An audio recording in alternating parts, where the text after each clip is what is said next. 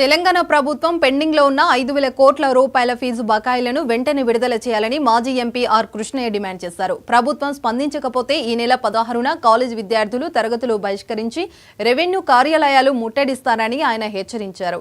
ఇక మూసీ సుందరీకరణకు 1,50,000 కోట్లు ప్రకటించిన ప్రభుత్వం 14 లక్షల మంది విద్యార్థులకు 5,000 కోట్ల ఫీజు బకాయిలను విడుదల చేయకుండా నిర్లక్ష్యం చేస్తుందని ఆయన ఆరోపించారు. ఇక ముఖ్యమంత్రి స్పందించకపోతే ఉద్యమాన్ని ఉధృతం చేస్తామని ప్రకటించారు.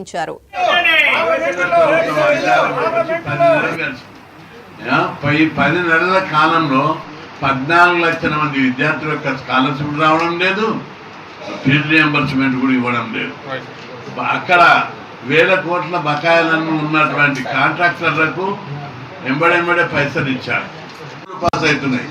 ఈ కాలేజీలో 650 కోట్ల బిల్లులు అది టోకెన్ నెంబర్లు ఇచ్చి 1 ఇయర్ అవుతుంది.